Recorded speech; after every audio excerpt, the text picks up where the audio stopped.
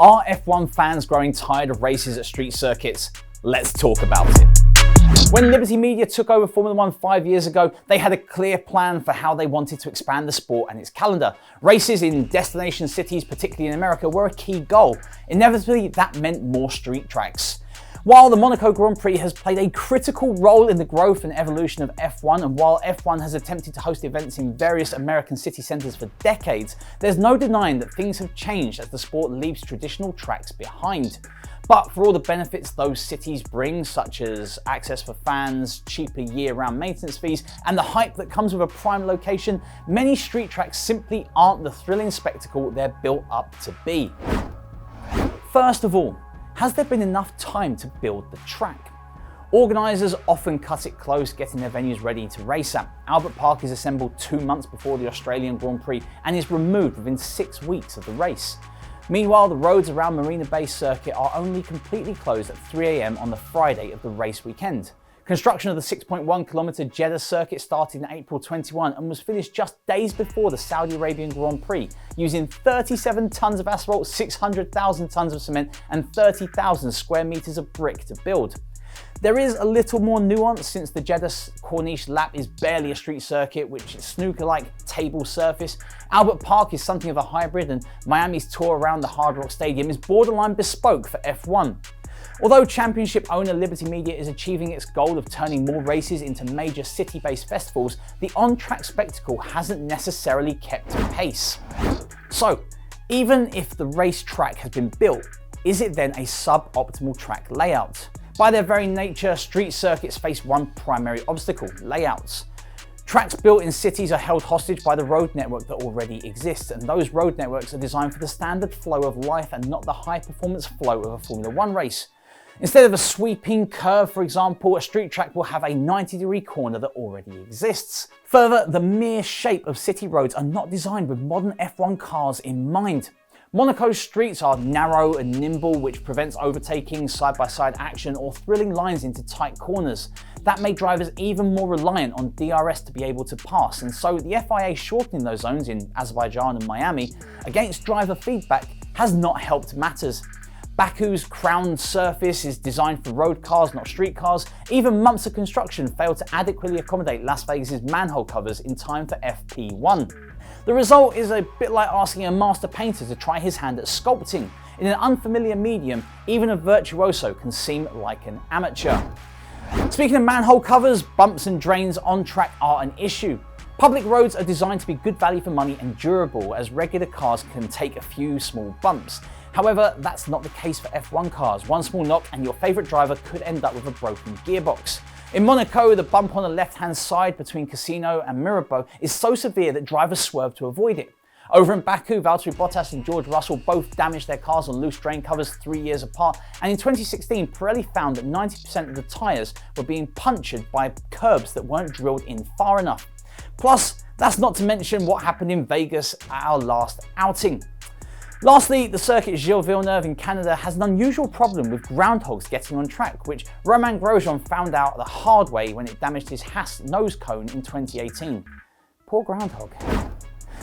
It's not just the local wildlife that's an issue. A rough track surface is not a favourite with drivers. Less grippy asphalt on street circuits creates excess slip on an already problematic track surface covered in oil and dirt from throughout the year. As their tyres struggle to bite, drivers are forced into longer braking zones and have issues getting the power down on exits. If Mother Nature intervenes, the white road markings spell chaos in the rain. Considering that the Pirelli tyres are tailored to different conditions, even the wet weather tyres slide across the markings. Street tracks also feature far more painted lines for general traffic than you would have on a dedicated circuit, plus a track surface with regular car tyres and fumes bedded into it. When it rains, the tarmac becomes even more slippery than usual, with those painted lines especially treacherous for any racer that might inadvertently go full throttle over them. In saying that, with track surfaces being an issue, having limited tyre choices doesn't help either. Pirelli, F1's primary tyre supplier, faces regulatory limitations that prevent it from developing unique tyre compounds for each race. The Italian provider must only develop 5 homologated compounds that must be used across the entire calendar, 3 of which will be made available at each event.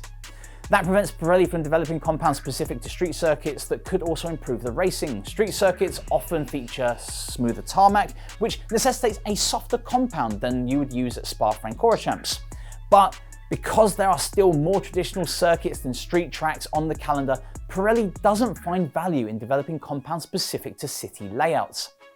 This often results in one-stop races or predictable strategies. Each team is somewhat limited to the ideal tyre to use, and engineers will likely deploy those strategies at the same time. Instead of degradation being the limiting factor, thermal management has become the critical issue with the tyres. To stop temperatures from spiking, drivers are encouraged to find clear, cooler air in 2-second intervals to prohibit extended wheel-to-wheel battles. This spectacle diminishing thermal management requirement isn't exclusive to street tracks, but the bias towards these types of circuits at the start of 23 has put them firmly in the firing line. Now, we should also look at traditional circuit-based focused regulatory package. The regulatory package that Formula One introduced in 22 simply did not produce cars capable of putting on a great show on a street circuit. The ground effect cars that were intended to produce more passing have actually created new issues with dirty air that make it challenging for one driver to overtake another. And that issue is exacerbated on the narrow confines of a street circuit. Furthermore, current F1 cars are heavy, long and wide. Watch a full grid of F1 cars barrel into Monaco's hairpin on the first lap of the Grand Prix, and it becomes obvious that these machines simply do not fit on that circuit the way they used to. With cars that don't fit their circuits, Formula One races sadly suffer. On top of that, facilities aren't always designed with F1 in mind. F1 street circuits lack one important thing: room. The travelling circus has to squeeze onto the spaces that are already available.